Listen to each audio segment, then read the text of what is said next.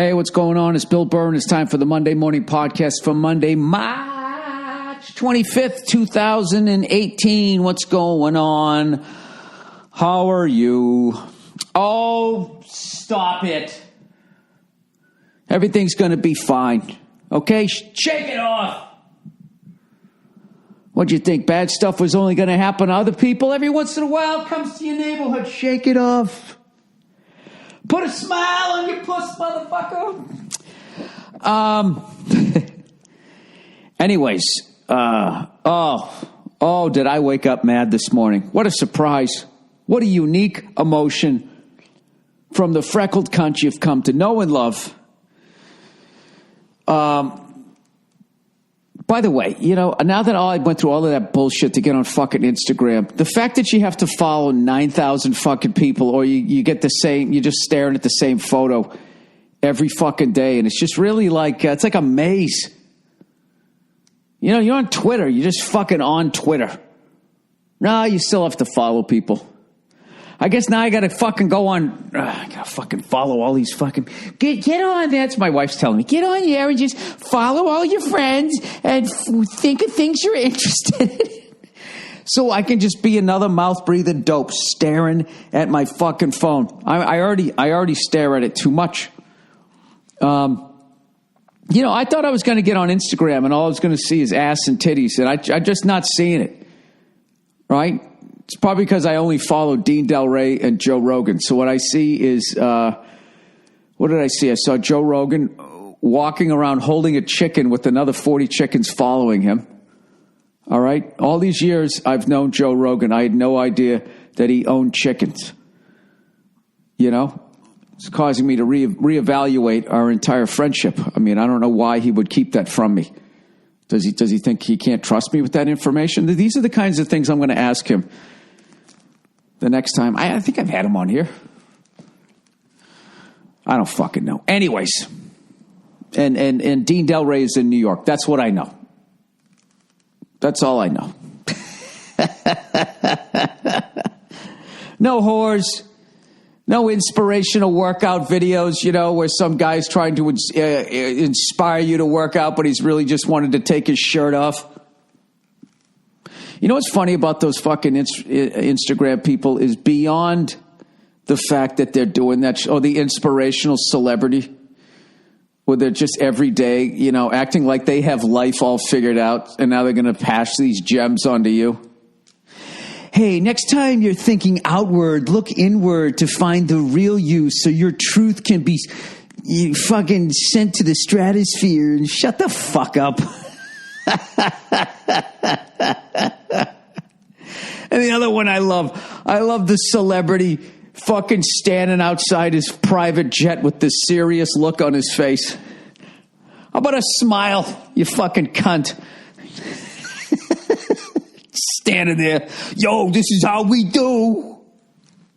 This is my Louis Vuitton luggage. What a fucking moron. What kind of asshole buys $5,000 fucking pieces of luggage so some asshole can throw it in the bottom of a fucking United flight?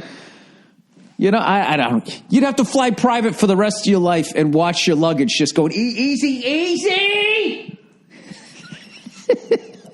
Or you could just get a fucking bag that's designed to get the shit kicked out of it. You can keep all your fucking jewels inside of it. Oh, my God. If I see one more cunt do the photo shoot with all their cars and then the fucking private jet in the background, what is that?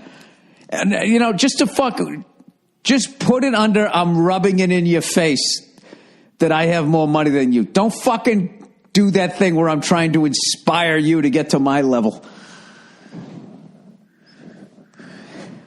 Do you realize everything that has to be involved there? Like, you have to fucking call up the fucking airport. Some poor bastard has to do, like, you have your cars. It's not enough that you have your cars. It's not enough that you're flying private. It's not enough that your luggage costs more than what a lot of people make to fucking teach kids in public schools. You have to have all of that. I mean, how many fucking drivers do you need to get all your fucking cars out there? Then you got to figure out what fucking outfit you're going to wear. I don't know. Anyways, plowing ahead. But that is the kind of shit that I want to see. I actually kind of have this thing going on with friends of mine where we just send each other all of those like photos.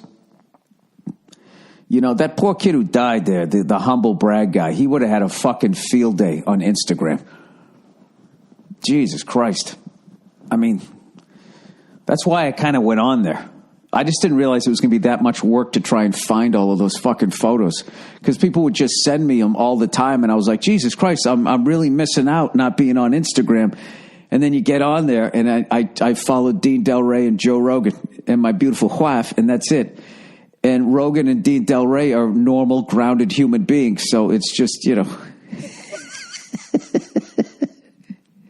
tell me who to follow.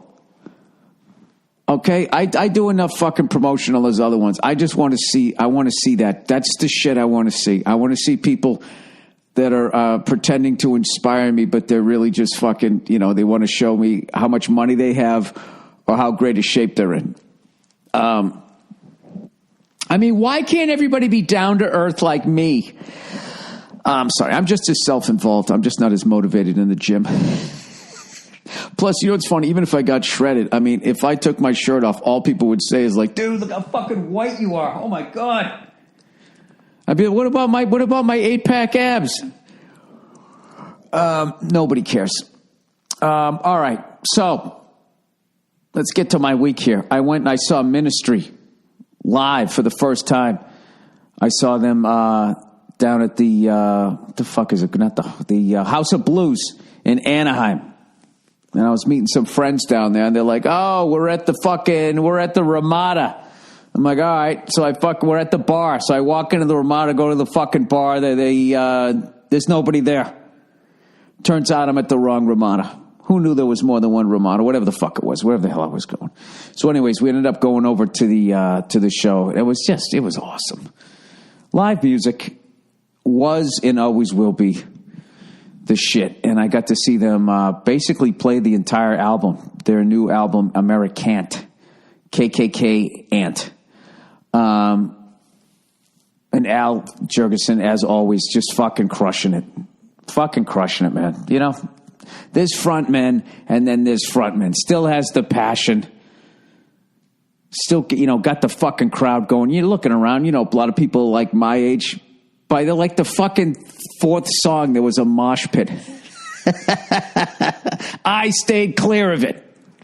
I definitely stayed clear of it. But they got a bunch of, I think they're on like a 25-city tour right now. And they did Anaheim and then Oxnard. I don't know where they're off to now. Let me promote a couple of their dates here, considering it was such a fucking awesome show. Here we go. MIN Ministry Tour dates. Come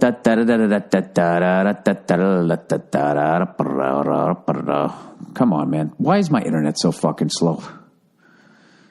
You know, it'd be funny if they actually had it run at the same speed as your intellect. And you couldn't get mad anymore. It's like, well, it's because I'm a fucking asshole. I'm dumb. All right, they're going to be in Sacramento at the Ace of Spades. Portland, the Roseland Theater. Oh, that's a beauty. That's on Wednesday. Thursday, they're going to be in Vancouver at the Vogue Theater. Saturday, they're going to be in Edmonton. All right? And then when they go into April, they're going to be in Montana, Nebraska, Chicago, Illinois. A couple of nights there. Cincinnati, Grand Rapids, Michigan.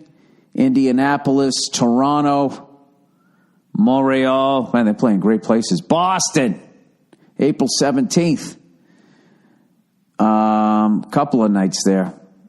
Portland, Maine. Jesus, they're going everywhere. You got to catch them. And it runs through,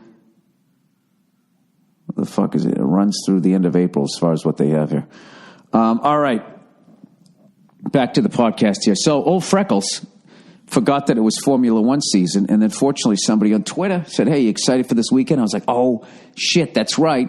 And because it's now not on NBC Sports, the ESPN cunts took it over, and God knows they'll fuck it up somehow. That's what I thought they were going to do. I got to admit, I watched what I got of the race.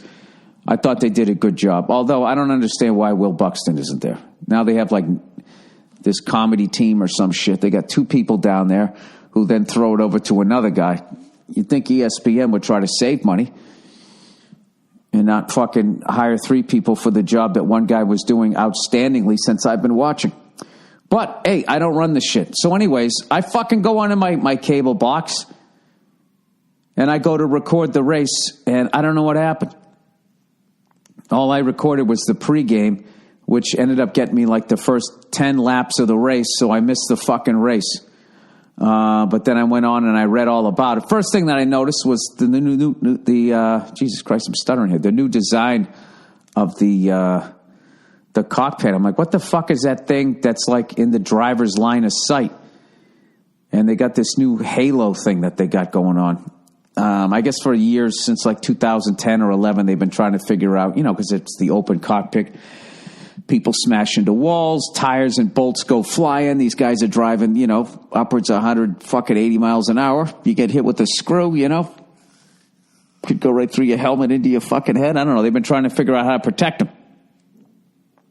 And then everybody in the crowd's like, well, hey, man, don't put it make it look like a fighter jet, man. We're like, this has always been open cockpit, man. So everybody in the crowd, they want to see, it's like, listen, if we're going to sit here along this fucking fence and at any point a washer can come flying off the car, go through my eye socket and into the back of my brain, at least you can do is with your fucking helmet, drive around an open cockpit. So they decided, out of the fucking blue, to come up with this new design, the Halo cockpit design, which is supposed to, looks like a giant piece of plastic to me. It's probably made out of carbon fiber. But evidently that will stop a tire from smashing you in the fucking head and killing you. Nobody wants that, right? I don't think so. So anyways, I saw the beginning of the race, and as always, Lewis Hamilton got the pole position, and the race starts, and he gets to the first corner first, so obviously he's going to win the fucking race. That's how it works. And even one of the announcers stupidly said, well, history has shown that whoever wins the first race of the year usually goes on to win the championship. Now, I don't know if that was a comment on how much lack of fucking passing there is, or the fact that basically Mercedes and Ferrari have such superior engines that, nobody else can compete with them. I know other teams like the American team, Haas, has Ferrari engines, but that's like their shit one. Like they get the Z28 engine, we get the fucking Rally Sport. That's for white trash people from the 70s. So anyways, I guess what happened, Sebastian Vettel won the Australian Grand Prix for Ferrari, who went back to the Ferrari red, or I guess less white in their car. The cars definitely look different. It looked like a different color red. And I was like, there's no way. There's like a specific red that Ferrari has to be. But it turns out they just had less white in the car this year. They went on to win it because the Mercedes team, I guess, fucked up where Lewis Hamilton went into pit. They thought they had enough space between the fucking second place and first place. He was going to get out of the pit first or something like that. I don't know. Oh, no, he was out on the track. I just saw the highlight. I don't fucking know. And they screwed up. But you know what's fucked up? They blamed their software. So it's just like, is there any sort of like, I don't know, racing going on? So they got some computer looking where the fucking Sebastian Vettel's car is in the pit and how fast they have to be going, what tire. The computer figures all of that out. You got an app, and evidently the app shit the bed, and Vettel got out first. Hamilton, he's always fucking sulking. Was that me? Was that you? Right? I love Hamilton, but he gets so fucking he just starts bleeding, and whenever he fucking loses.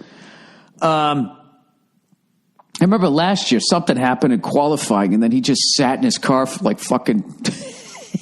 Remember when you were a kid and you got mad at your parents or whatever, and they got out of the car and went in the house, and you're trying to make a point, you just sat in the car in the driveway? They didn't give a shit. They're like, great, house will be quiet without your fucking complaining ass in here. So he ended up winning. Ferrari won. Sebastian Vettel came in first. A sulking Lewis Hamilton came in second. Kimi Räikkönen, he didn't drive anybody off the track, came in third. And Daniel Ricciardo came in, the hometown favorite, came in fourth place. And what's his face? Valtteri Bottas. I guess he crashed during qualifying and was given a 5-spot penalty for because he changed a gearbox. He started in 15th and then ended up finishing 8th. But I think the real big story was how well the USA team, with their the fucking Ferrari engine that Ferrari threw out in their back dumpster, was fucking killing it in the beginning. We were like in 4th and 6th place at one point, the only part of the race that I saw. And then I got all excited, to look up to see where we finished. We finished 19th and 20th with 2, not 1, but 2 did not finish. I guess evidently we know how to take the tire off, but we don't know how to put it back on. Twice in the same race. One of the Haas cars went in to get their tire changed. And when they put the fucking tires back on, 3 out of 4 were on, but 1 wasn't. They did that the first time, and then the fucking mechanic who screwed it up was hilarious. They cut to the pit team, and he just walked out of the camera shop. I think he went into the bathroom and closed the door and probably threw up that he cost his team one of the cars, And then then they turned around and they did it again. But they're keeping their chin up. They're saying, you know what? Well, just think what would have happened if we actually put the bolts back on. I'll tell you, Ferrari and Mercedes better look out because we're going to be practicing how to take a tire on and off. And when we get that down, I'm telling you, things are going to be real shook up in the 4th to 6th positions this year. Yeah, boy. You know what it is? We're Americans. We don't give a shit, okay? This whole fucking left turns and right turns. We have land over here. Fucking assholes in Europe and everywhere else around the world. You're all fucking overpopulated. Driving around fucking on old cow paths. That's all I got. What else can I do? What do you do when you completely screw up? You know what you do? You make fun of the rest of the world. That's exactly what you do. All right. Let's get into some happier American news. The Boston Bruins, once again, were down. They were down 2-0 to the goddamn Dallas Stars. They're down in fucking Dallas now. They used to be the Minnesota North Stars. Okay? And it was an eclectic group of incredibly normal-looking people in the crowd. Okay? And they're Minnesota people. Nice people. The kind of people you say hello to, or if you're Philly fans, you throw full beers at. Right? Then they moved down to fucking Dallas. Okay? The fake titty capital of the world. All right? You know Silicon Valley out there where they do all the fucking computer shit? And Apple's big fucking, ooh, look at our round building with the forest in the middle of it. That's where all the computer shit happens. Down in Hollywood's where all the movies get made. Out in Arizona is where they don't want to celebrate Martin Luther King Day. New Mexico's where they shot Breaking Bad. And then you get out to Dallas, Texas. Okay? And you have Dealey Plaza and you have fake titties. That is fucking Dallas. And then you have a bunch of shiny 4-door pickup trucks that has never seen a day of blue-collar work driving around out there. I don't know why. You're thinking they're getting themselves a Cadillac. Everybody's acting like they got a ranch. Anyways, we went down, then we played them, and we were down 2-0, and we scored 3 goals in the third fucking period. It was just... And, of course, I missed the game because I got the kid now. I was at a birthday party. A great birthday party. Went out to a fucking farm and all of that. Had an awesome time, but I didn't get to see the game. And I saw Tim Shallow's fucking filthy shorthander for nice feed from Brad Marchand. Pasternak had the game winner. And it seems, even though, Patrice Bergeron's out with a broken foot. I don't know if Chara is back. Last game I saw, he fell the way I used to fall when I was at like a public skating rink. You know what I mean? Where you try to stop and then you catch an edge and all of a sudden you go like head first. Do a face plant before the boards mercifully stop you. Usually knock down like a 5-year-old trying to learn how to figure skate. I'm trying to say we have a lot of injuries, but we're still winning. The Celtics, on the other hand, Kyrie Irving is going to be out 3 to 6 weeks. Sports Illustrated's website is telling me I don't need to panic. Toronto's going to get the number 1 seed, and we're probably going to play some shit bum fucking team, and he'll be back by the end of it. I don't fucking know. I think Toronto's looking pretty strong. It's going to be obviously Toronto and Cleveland. Wouldn't you think? Wouldn't you think? And can LeBron put his fucking team on his back once again, okay, and get to the finals again while the entire basketball world shits on him and says how much he's an asshole and how much... I've never seen a guy achieve more and get more shit. I just don't get it. What more does he have to do? All right, he took his talents to South Beach. All right, he won 2 championships on a pile-on team. But then he went back to Cleveland, put the fucking team on his back, and beat the Golden State Warriors. Right? Right there, it should have been over. It was over for Steve Young when he beat the fucking San Diego Chargers. Hugh, was it Chuck Humphreys? Hugh Chumphreys? Chuck Humphreys. I don't remember. Beat that fucking team. One of the most boring Super Bowls there ever was. 49ers went out and they had fucking white pants on and shit. And then the monkey's been off his back and nobody ever fucking questioned him again. Ever questioned him again. Even after fucking Spygate when he said the Patriots should give up their 3 fucking Super Bowl titles. You know? The fucking guy's on TV. He's a Hall of Fame player. He didn't realize that was a brand new rule and the Patriots were guilty, but it was only illegal for 1 game. Nobody gave him shit, yet they still give LeBron shit. Why is that? Why do you think that is? Is it because Steve Young is a fucking Mormon? I have no idea. Anyway, so I went to this birthday party, a 2-year-old's birthday party, some friends of ours, and there was this, went out to this, speaking of ranches, we went out to this farm way the fuck out towards Oxnard, Camarillo. It was awesome. It's part of Los Angeles I very rarely go to. I fly over it, but I never fucking actually went out there. It was absolutely beautiful out there, past the Theme Valley, and they had all like these animals and stuff there, big animal farm. And I realized that I am a big fan of alpacas. You know, there was this brown one, just with these giant fucking brown eyes, just looking at you, a little weird. Admittedly, a little weird. You know, they kind of look like llamas. They're like better looking llamas. You know, pot-bellied pig, which I never realized when people say, you got a pot belly, what an insult that is. I mean, these things were fat fucks. Their belly was like on the ground. They're fucking pigs. I mean, pigs really are pigs. They always talk about how smart they are and that type of stuff. I think the level that they eat and the fact that they roll around in their own shit, it's just really hard to see the intelligence. You know what I mean?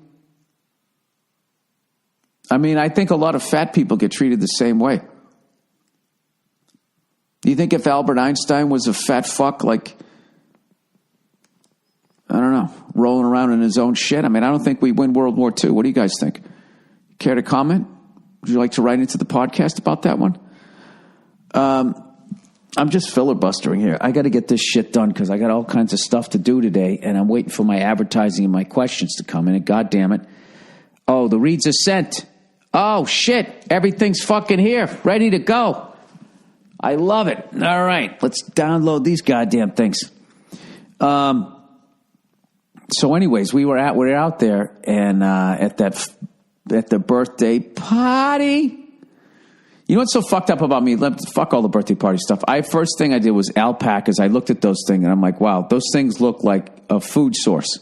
Because they said they were from South America. So all I'm picturing is boa constrictors and God knows what killing those things. You know? Or like the Komodo dragon this time. He sat there stalking this giant bull-looking thing. And those Komodo dragons, they have such fucking shit breath. And their mouth is so full of bacteria that all they got to do is just nick an animal, just 10 times its size. They just need to bite it. And then they just follow it around for 3 days as that bacteria just slowly fucking kills the thing. And I just wish the bull knew that the second it was bit by that fucking dragon that it was over. Because then you just turn around and, well, you're not going to fucking eat me. Right? Just go over and kill the fucking thing. Because the problem with those goddamn reptiles, and my issue with reptiles, is they don't have and chimpanzees, they don't have the decency to kill you before they start eating you. They don't know. Yeah, they don't. Like that thing, once you collapse, it just walks up. It has no feeling whatsoever, you know? Which is why chimpanzees and human beings are the worst. Chimpanzees and human beings, the only people I've ever seen get off on the suffering of something else. Like it actually excites them. I told you that thing. I saw that thing one time when for the longest time, they didn't think monkeys ate other monkeys. They disproved it. They found out it wasn't true. And I saw these fucking chimpanzees catch this fucking smaller monkey.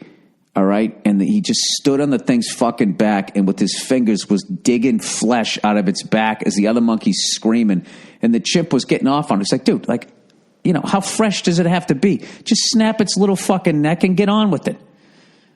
And ever since then, I fucking hate chimpanzees. I hate them. I hate them as much as I love gorillas. But having said that, I don't want to see chimpanzees ever hurt, though. You know, you know, although I wanted that bull to fucking destroy that Komodo dragon as it just kept following him around. You know, like some goddamn banker watching a fucking farmer working himself to death, waiting to take over the land to sell it to some other fuck. All right, Bill, let's not get that dramatic, okay? It's the wild. Get mad at God. It created it. Well, I don't know if it's a fucking lady or not. How fucked up are human beings as big of pieces of shit that we are, that we actually think God looks like us. And actually argue about what its race is or its sex. It's the stupidest shit ever. Okay, let me what the fuck? I have like 90 fucking windows open, and I'm getting rid of all of these except for my Brian Kess yoga videos. I'm back into it. I'm taking my power yogas, watching these things. You know what's funny is in case anybody from his class hears this, I own all of his shit on VHS. I just don't have a fucking VCR anymore. So I have purchased the things, but I just can't play them, so now I have to watch them on YouTube. All right. Where am I going here? Is it ever on the right email? Come on, you son of a bitch. Why are you doing this to me? Loading as slow as humanly possible. Do I have to hit pause? All right. My account, sign out. Start over again. There we go. Come on. Open up. You can do it. All right, I'm hitting pause. This is pathetic. Oh, wait, it's coming up. Loading. People, just try busy yourselves as I wait for this fucking thing to open up. No, I don't want the app. Oh, my God. All right, live reads. Here we Oh, look who's here, everybody. It's our friends, old Zip.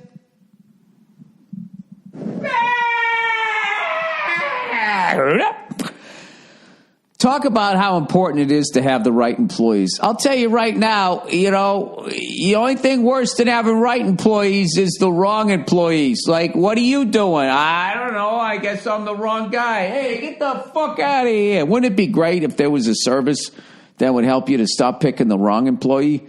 You know what I mean? To hire some person who comes in ready to work, you know, not showing up with fuck me pumps and tits hanging out, thinking that that's all they got to do is just look good, right? Old ZipRecruiter knew there was a smarter way, so they built a platform that finds you the right job candidates for you. ZipRecruiter learns what you're looking for, identifies people with the right experience, and invites them to apply to your job. Those invitations have revolutionized how you find your next hire. In fact, 80% of employees who post a job on ZipRecruiter get a qualified candidate through the site in just one day. This is also a great way to get a job, right? Post your fucking resume on there. And Zip doesn't stop there. They even spotlight the strongest applications you receive, so you never miss a great match. That's the right candidates are out there. ZipRecruiter is how you find them. Businesses of all sizes trust Zip.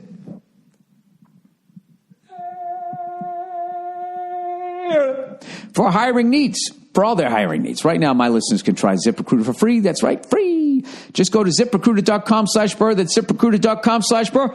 Hi, Zip.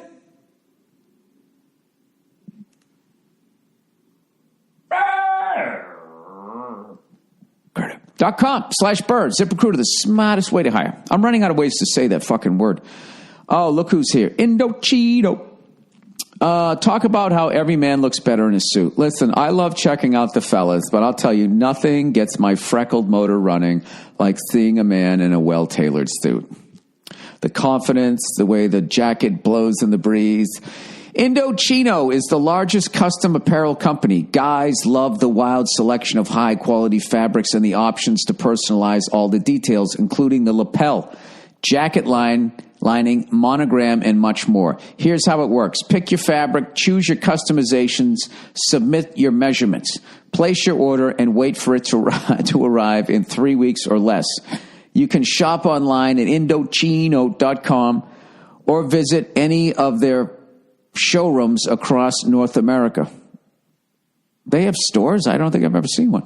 This week, my listeners can get any premium Indochino suit for just $359. That's Indochino.com when entering Burr at checkout. INDOCHINO.com. That's over 50% off the regular price for a premium made-to-measure suit. Plus, shipping is free. That's right, Indochino.com, promo code Burr for any premium suit for just $359 plus free shipping. It's an incredible deal for a perfectly tailored suit. There you go, $359, and you're out the door. You're out the fucking door. All right, here's all the goddamn reads.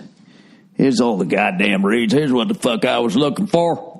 God damn it. Hey, speaking of that, am I in Tulsa, Oklahoma this weekend? Speaking of Southern accents, am I going to be down there and over there in Tulsa, Oklahoma at the Brady Theater? Yes, I am. March 30th. Oh, my God, I love it. What's today? Today's the 26th. Let's see here. That's Tuesday, Wednesday, Thursday, Friday. So this Saturday, I'm going to be at the Brady Theater, Tulsa, Oklahoma, and then on March 31st, I'm going to be down in San Antonio, Texas, right? The stars at night are big and bright, deep in the heart of Texas. What do they have there? What do they call that thing, that little fucking river the river walk? It's actually really relaxing, you know? And then you don't really ever have to get off and buy anything. You're just fucking sitting there floating around on a goddamn boat. That's going to be one of those weird flights where, like, it should only take me like an hour to go from fucking Tulsa, Oklahoma, or 90 minutes to San Antonio, but it's going to take the whole fucking day because I don't have to, like, connect through, like, Denver or some shit. Speaking of which, I got some shows coming up in Pittsburgh, April 6th, and for whatever fucking reason, the only direct flight I can get out of L.A. is a Southwest flight. I don't understand. Philly and Pittsburgh. Back in the day, the only direct flight from L.A. to Philly was on U.S. Air. I don't mind Southwest until they start telling the jokes, you know, and just fucking, it's so goddamn obnoxious because nobody heckles them. That's what's missing on a Southwest flight. Booing the jokes. You have such a captive audience. Everybody's afraid we're going to crash. You know, for some reason, you think the steward or the stewardess actually is flying the plane, so you don't want to give them shit, right? Oh, God. That's when I wish Patrice, I could just fucking see him in that. If he ever saw what those fucking people became, he would have heckled. He definitely would have fucking heckled. I just sit there stewing in anger. I'm not even mad at the fucking steward or stewardess, which I still call them, by the way. I don't understand how the fuck that ever became offensive. You know what I mean? Or they feel like steward had more, comeuppance to it. Let me look this up. Why is stewardess offensive? I might be wrong. Here's why flight attendants don't like being called stewardesses. All right. Flight attendants. Oh, man, they got an old fucking school one. Look how hot they used to be. I swear to God, they must have fucking dropped the pay dramatically. I don't know what. They used to be fucking gorgeous. Unbelievable. All right. But the food was way worse. There's always a trade-off, right? Flight attendants have a job that holds a lot of prestige in the eyes of most travelers. What? Who? There's a giant, vague bullshit statement. I think they used to be when they were beautiful women. It seemed glamorous. The whole thing. The pilot seemed like a fucking borderline James Bond. There's all these sexy women fucking walking around like, wow, they get to go to all of these places before everybody flew all the time. People you actually used to dress up when they went on planes wearing suits, and women would get all dolled up and shit. You know, this is before they treated you like a fucking animal, though. Then they started treating everybody like animals. Now people walking in the borderline pajamas. Anyways, they get called a lot of different things while doing their jobs. Waitress, ma'am, hey you, miss, air hostess, and trolley dolly. Okay, you know what? I have well over 1 million fucking frequent flyer miles. I've never heard anybody say waitress. No one's ever said, hey you, air hostess. Hey, trolley dolly, can I get a fucking drink? Come on. I'm sure everybody has a story, but come on. I think pretty much everybody's been respectful. Certainly after 9/11. Because then all the stewards and stewardesses, all they have to say is, why are you being hostile? Do you not want to fly today? Anyways, flight attendants have a job. Okay. But one moniker that is pretty much gone out the emergency exit door is stewardess. And here's why. I love how this person just made up all of this other shit. Waitress, ma'am, hey you, trolley dolly, just made up all of that shit. So they could get to the stewardess part. All right. I think it's safe to say that a striptease ad for an airline like this one from Braniff International Airways below would not fly today. Yeah, a lot of things from back then wouldn't fly today. At least not in America. Oh, look at that. But this type of ad, which most would now consider objectifying towards women, was the only way to go in the sex sells day. Okay. Sorry, I was thinking about clicking on the video. I was doing the math whether I could do that and not get in trouble because I'm advertising on this. Sorry, let me go back to trying to read this. Was the only way to go in the sex sells day of the early jet age. Oh, yeah, because they don't use sex to sell anything anymore. Braniff was hugely popular in its heyday. Their flight attendants wore psychedelic trends from some of fashion's top designers, such as Emilio Pucci. He fell off. I never heard of that fucking guy. Pacific Southwest Airlines was another airline. I'm going to watch this fucking video. Let's see what's going on here. Pacific Southwest Airlines was another airline press start to play with color, of course, advertising, and there's a bunch of sexy women winking at me and all this, using sex to sell in 2018. What is going on here? Is this another ad? This is an ad for Disneyland. Oh, you know what? Go fuck yourself. Fuck this video. Is this just clickbait? Is that what I've done here? Was another. Can I tell you something right now? I guarantee you, all these fucking hotties that were on this airline, they weren't the ones that bitched. It was ugly women that couldn't get the fucking job. I'm so sick of, like, there's certain jobs you should just be good looking. Okay? And as a fucking unsightly human being, I feel like I can say this shit. Right? Like, you walk into a restaurant, you want to see somebody good looking. You know? Hotel, gym, all of that shit. This fucking thing now that you don't have to be good looking and you could be like, overweight and all of that stuff, that's really not helping out fat people. I can tell you that. Yes, they're getting a job, but they're still eating their way to a fucking early grave. Who doesn't want to live? It's sort of what you're doing is, as much as you're giving them a job, you're also in this roundabout way, you're kind of doing this assisted suicide. You're kind of a part of it. Right? In a food sense. I don't know what I'm talking about, but I'm going to continue speaking. Pacific Southwest Airlines was another airline that advertised the attractiveness of its flight attendants. They introduced the miniskirt in 1965. In her book, Long Legs and Short Nights, former PSA flight attendant Marilyn Tritt said there used to be a distinction between flight attendants and stewardesses. Flight attendants were there for safety, while stewardesses were there to be eye candy, flirt, and serve drinks. Yeah, that's your job. The pilot passes out. Do you know how to fly the fucking plane? Well, then start winking at people there, sweetheart.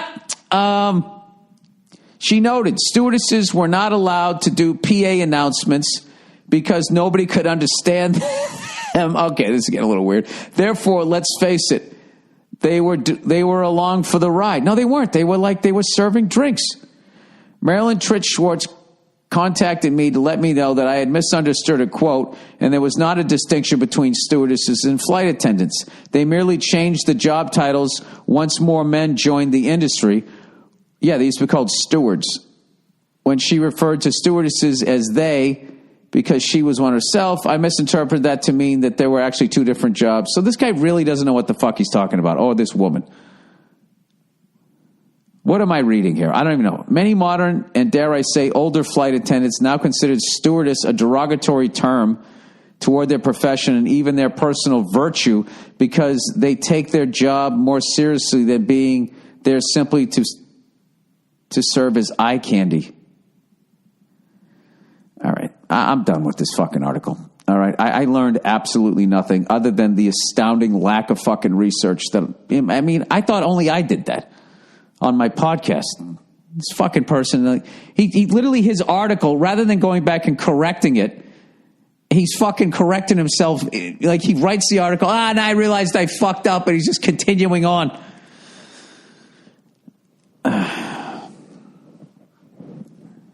Yeah, I mean, at the end of the fucking day, like, this is just... I think what really fucking happened was flying back then was glamorous. Okay? It was way more glamorous. You got treated way more. It was considered an amazing luxury to be able to fly. Now everybody fucking flies. They jam you in the back. You know, you have to pay for food. I mean, back then it was like coffee, tea, or me was basically the vibe back then. You know what I mean? And they're acting like, I don't know what they're acting. They're acting like that there weren't some fucking women that was an appealing job to. Not everybody has a dream. That's, you know, something maybe that's what's going on right now with fucking all of these social medias, is that everybody's acting like they're fucking Joe Montana. You know what I mean? That they're like an Oscar winner. It's just, most of us we're background. That's it. We're that guy in the fucking middle seat staring at some woman serving him peanuts that is way out of their league that you never have the balls to talk to. Not now. Everybody's a winner, according to Oprah. You can do whatever you want. It's going to be great. All your dreams are going to come true. Nobody's going to try to steal your ideas. There's plenty of room for everybody at the top of the mountain. That's just not the case. I hate to say that. If just go out and look at a mountain, just look at the shape. There's plenty of room down the bottom. There's, there's less, but still a lot of room in the middle. But as you keep going higher and higher, it's, I don't know. I don't even know what I'm talking about. I still don't understand why. So basically, flight attendants they're still doing the same fucking job. I don't know. Maybe now they actually know CPR or some shit like that. They took a couple of Lamaze classes. But what are they going to do? You know what I mean? I mean, if like some terrorists go to take over the plane, do they also have like Chinese stars that they're allowed to bring onto the fucking plane? Please, people, I don't want to be called a comedian anymore. I think that's offensive because people just feel like I'm going to have a lampshade on my head. I would now like to be called a humor doctor, Dr. Humor something. I'll come up with it. I don't want to. I think it's very sexist to be called a comedian.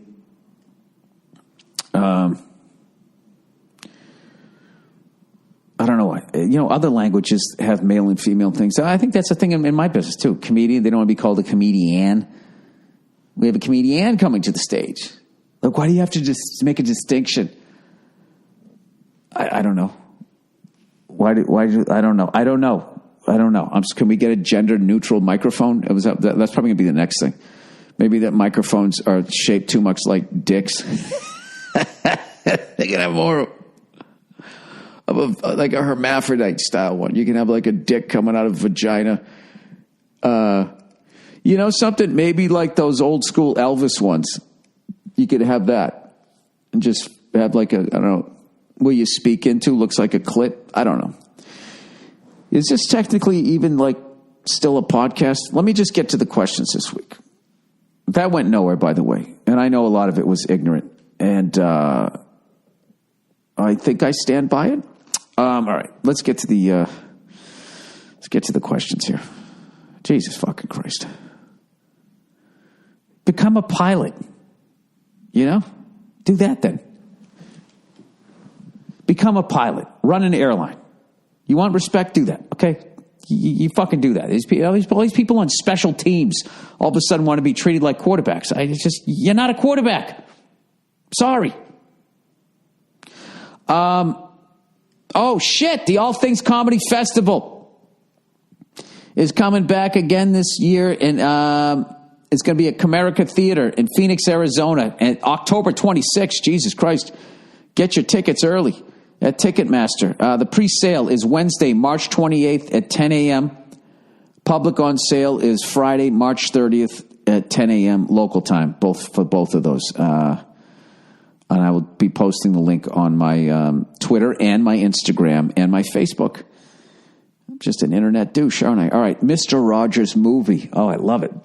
It's a beautiful day in the neighborhood. A beautiful day in the neighborhood. Would you be mine? Could you be mine? I have always wanted... I can't believe I remember this. Have a neighbor just like you. I've always wanted to live in a neighborhood with you. So let's make the most of this beautiful day.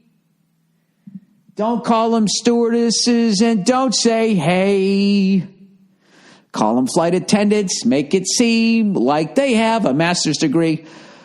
Would you like some fucking peanuts? You will respect me and my slacks. Hello, Mr. Neighbors. Mr. Rogers' Movie. Hey there, Bill. I'm writing to you here from Minneapolis and very much looking forward to your upcoming show here. Back when I was a kid, getting treated like shit motivated you to get a better job. Not demand that you fucking be treated with respect at the low level that you had attained in the job world. Anyway, I was wondering if you heard about the movie being made about Mr. Rogers, starring Tom Hanks as Fred Rogers. Coincidentally, a movie trailer was also just released for a new documentary about Fred Rogers that just premiered at Sundance, and it looks awesome. I grew up watching Mr. Rogers as a kid, and it's really refreshing to look back at some of the clips that show what a great, one-of-a-kind person he was. Did you grow up watching Mr. Rogers' Neighborhood? Yes, I did. Mr. McFeely, Speedy Delivery.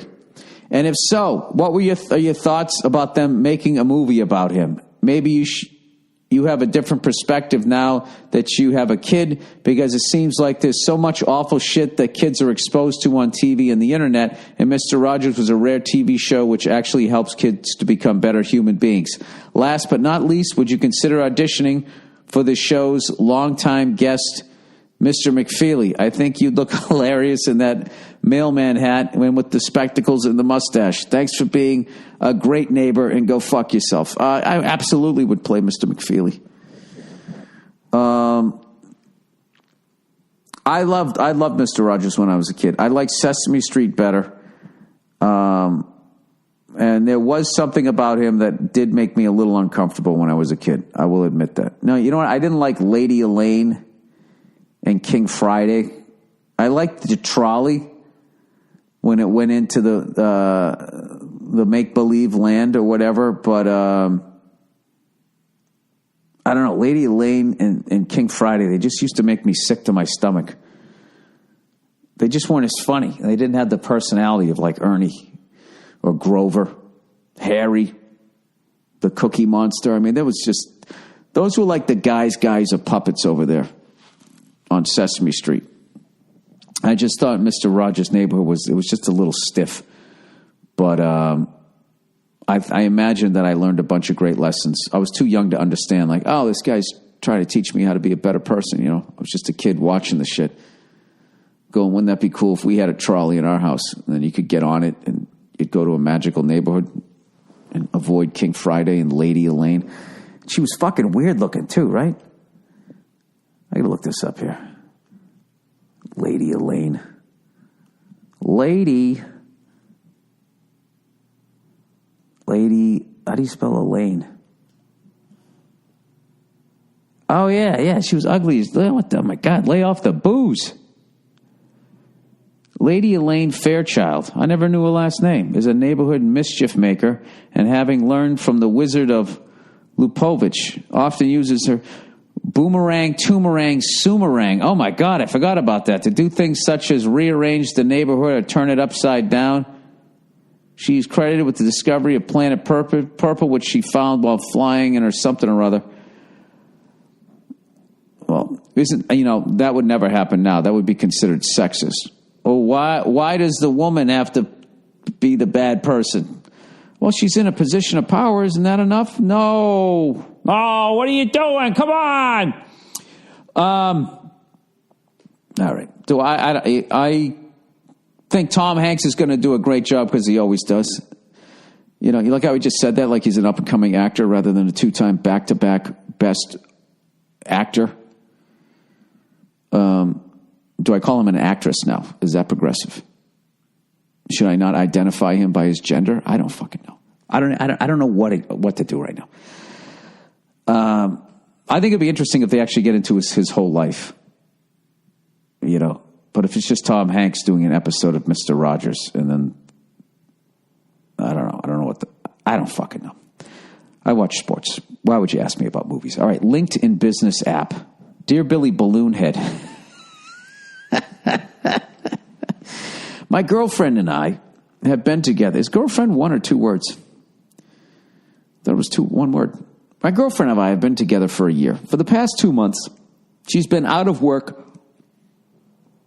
for 2 months and has been using this business app to get work online. It has never bothered me. As of I think you said recently? As of Revently, she has been getting notifications from the app. I don't know what any of that means. I didn't think anything of it, but I noticed that she had gotten a message in the middle of the night. Oh, as of recently, Was this a voice text? Reverently me. As of recently, she has been getting notifications from the app. I didn't think anything of it, but I've noticed that she has gotten a message in the middle of the night. I asked her about it, and she always tells me that it's strictly professional and that it's just businessmen seeking to employ. Do you think that app is just a cover-up for meeting men she would meet on apps like Tinder? I don't know, dude, but it doesn't sound like you fucking trust your girlfriend, which is definitely an issue. So what you have to figure out is if you don't trust her because your gut's saying she's shady, or is it some of your own shit that you brought because of a previous relationship, or possibly something that happened to you as a child when you were watching Mr. Rogers calling women stewardesses. I don't know. It's possible. Women are really good at fucking around, which is why they don't get caught as much as guys do. Guys, guys are the worst. We get caught. Anyways, he wants, I don't know what to tell you to do there. So now you got to start snooping, and then if you get caught and you're wrong, then where does that leave you? Just tell her it's making you feel insecure. And and it's your issue. Can you just see one of the texts next time it happens? And then just say, sorry. I don't know. I just love you so much. I was worried that somebody else was stealing your passions. And talk your way out of it that way.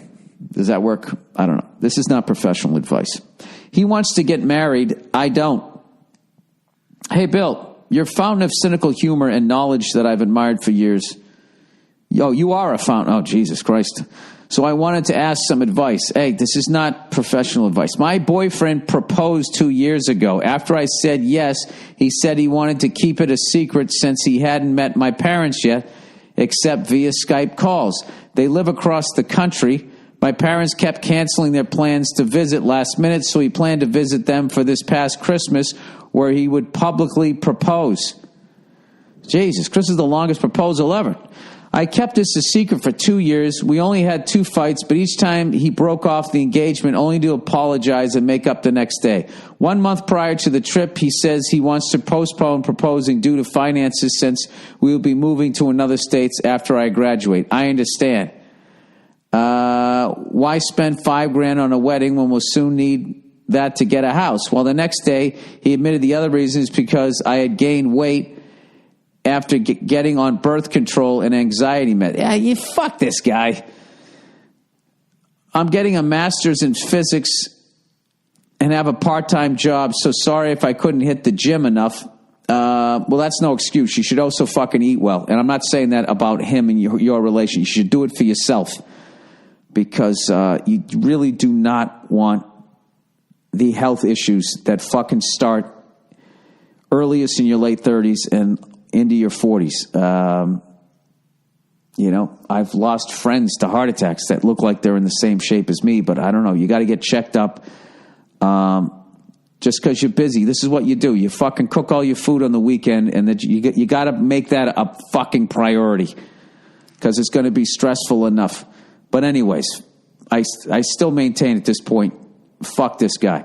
Anyways, that Christmas was so depressing, but who could I talk to? The engagement was a secret. I told him being engaged was a joke. I don't want to be on this roller coaster anymore or ever again. Now he's hurt because he says marriage is important to him. He does want to marry me, just not yet. No thanks, I'm good. He said, well, we'll just revisit this later. Your thoughts? From one cynical ginger to another. Thanks for the laugh. Yeah, fuck this guy. Fuck this guy. This is what this guy's an asshole.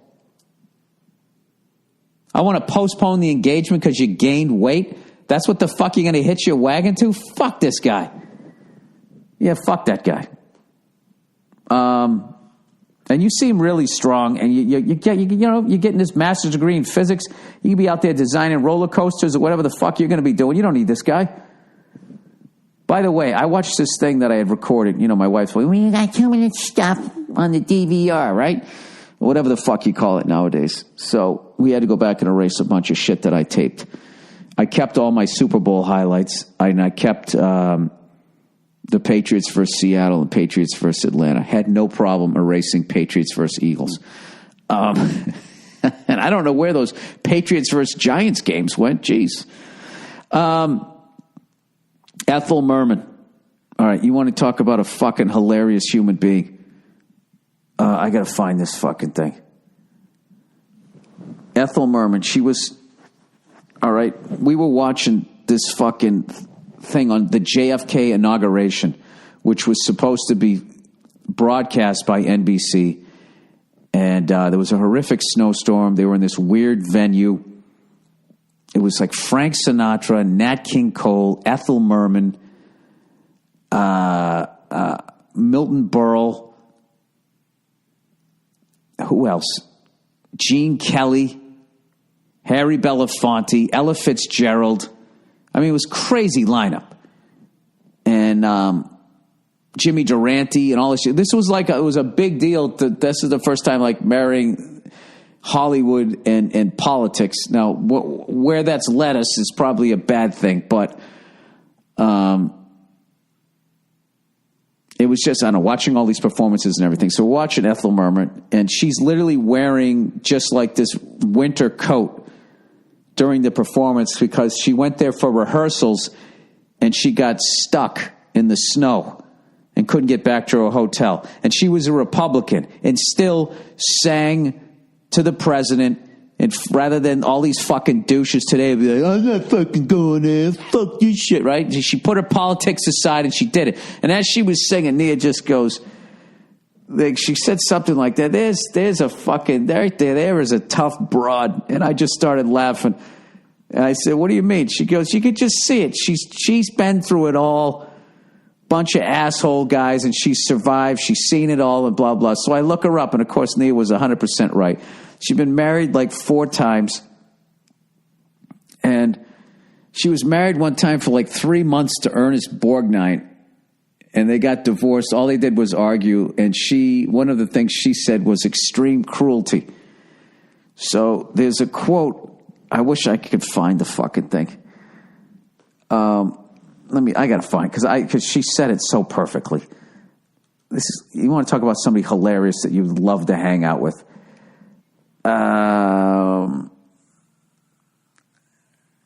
Ernest. I just put in Ethel Merman, Ernest, and cunt. Ernest Borgnine, Ethel Merman. There we go.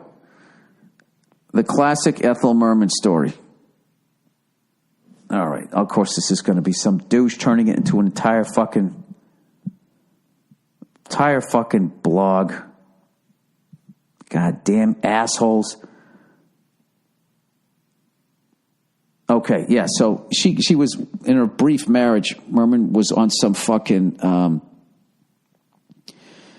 She was on some fucking movie set, and she came home. She was all excited because the director had complimented her, saying she had the voice of like a 25-year-old, the face, and she was like 60, all right?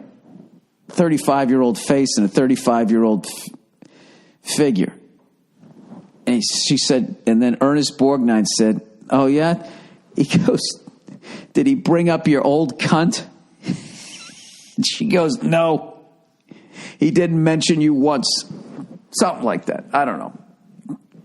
This isn't written as well. And what about your 65-year-old cunt? And she said, nobody mentioned you at all. I've seen this thing written like 5 different ways. She also did a guest star on some sitcom, and they had a curse jar, and she was in the middle of whatever sketch they were doing, and then she just stopped. She goes, where the hell is this going? And then the star of the show was just like, Ethel, you know my rule. That'll cost you $1. And she just goes, oh, honey, what would it cost me to tell you to go fuck yourself? So, Ethel Merman. Ethel Merman is I'm a big fan of hers. Unfortunately, she passed away a long time ago, so you can't go out and have a drink with her. But she seemed fucking hilarious. All right, let me read the last goddamn question here. so I can move on with my fucking life. Why do I keep doing this? I keep going away from the questions here. This is like unprecedented, the amount of times I fucked this up. And you guys have to listen to me. Unprecedented for this podcast, I should say. All right, content. Here's the last one. The last one is jealous boyfriend. I love that the women are finally writing it. All right. Hello, Bill Burr. I really love your podcast. Thank you. And I was wondering what your thoughts on a situation I am going through. This is my first serious relationship. My boyfriend and I just moved in about 4 months ago. I have always fucking known that he's been overprotective and somewhat jealous. However, it started to progress more and more. Oh, get out. Get out. I trust him that he's not cheating on me. Of course, like many other women, I can be self-conscious and think that maybe he could stray or do better, but I have never once accused him of cheating on me. Not once. However, he has caused me... What? He has caused me of cheating on... He's accused. Dude, these are all voice text. He has caused me of cheating on him. He's accused me of cheating on him multiple times. The worst case of when... Should have been of which... He made accusations was fairly recently. I just got a new full-time job. I was only working part-time, minimum wage job, which I'm very excited about to have this full-time job, so that he's not the only one working. I feel like I can contribute now. However, he started accusing me of cheating on him with someone at work, even though there is no evidence. He even started accusing me of cheating on him with his own cousin. He's the one that helped me get the job. Dump this guy. His accusations are not just him speaking, but yelling, hitting walls, and scaring me to the point like he might get violent. All right, here's what you do. Okay? Put a deposit down on another fucking apartment. Okay? One day when he goes to work, you take a fucking sick day. All right? You get a friend, you clear all your shit out of there. Yeah, fuck this guy. Fuck this guy. All right? You don't want to be anywhere near this guy. You don't want to be around this guy when you break up with him. He seems like I don't like any of this. He doesn't even want me to wear shorts, and we live in this area that gets hot. I am not the type of person to show a lot of skins. However, when it's hot, I would like to wear shorts. You see what's going on here? This guy's taken over your whole life. I'm just wondering if his thoughts that me wearing shorts is disrespectful to him to the point he is wait a minute. I'm just wondering if his thoughts that me wearing shorts is disrespectful to him to the point he is justified breaking up with me over this. I am not sure where to draw the line. You should have drawn the line a while ago. Let me ask you this. If any girlfriend you had was telling you this story, you would be like, get the fuck out, right? I really believe that I love and care about him. That's the problem. However, when does love turn into more of an obsession? Also, what is considered an abusive or unhealthy relationship? I would say this. I would really like to know your thoughts. You are straight up, and I believe you'll be able to give some good advice, especially since you will not have real bias since you don't know us. Thank you. Yeah, you should get as far as your version of what's going on, you should get the fuck out of here. Just the fact that he's choosing you or cheating on him, and with his cousin, which is fucking weird, and then yelling and hitting the walls. I mean, you're already out. You're already gone. You should be gone. And now the fact that he's telling you what you can and can't wear, fuck this guy. So the problem is you moved in with the guy. So if you break up with the guy, what are you going to go into another room? And then you got to worry about this guy, doing God knows what. Do you have any male friends? Do you have a brother? Somebody, that can help protect you when you get your shit out of there? I would get another this is the type of situation I wouldn't, fuck your pride. I would move back in with my parents if I had to and drive longer to work. Get the fuck out of that. It's the easiest breakup ever as far as the reasons. I don't know, because you don't trust me? Because you think I'm fucking your cousin to the point you're acting like Jeff Goldblum in The Fly and start punching the goddamn door jams out? Oh, and by the way, it's 90 degrees out and I can't wear shorts because you and your fragile ego can't fucking handle it. And I wouldn't say it this way because this guy sounds like a lunatic. I don't know. What could you say that would just make this guy go away? Just say, I just decided that I want to get really fat and wear shorts. And I didn't want to put you through that. I don't know what to tell you, but I would get out of this. And when somebody's violent like this, I would be concerned about your own safety. So like I said, I would take a... this is what you do, all right? I figure you sound like you're young, so you probably don't have that much shit. So I would just, whatever your friend is that's going to help you move out, you put the boxes together over her house. All right? And then bump, bump, bump, bump, bump, bump. You fucking go in there. All right? You just act like you're going to work, and then you don't fucking go to work. Okay? And I would even tell your boss, just say, listen, I am living with a guy I have to break up with, and I'm afraid he's going to get violent. So he's at work today. I'm going to act like I'm going to work, and I'm going to clear my shit out of that. And I think you should be fine. And then you guys fucking, and he'd probably be like, you want some fucking help, because he's a good dude. And then also maybe he's trying to fuck you. Wait a minute. Maybe your boyfriend's actually making a good point. No, I'm kidding. Go in there, and I would just clear all your fucking shit out. And I would fucking... yeah, and I would go live somewhere else.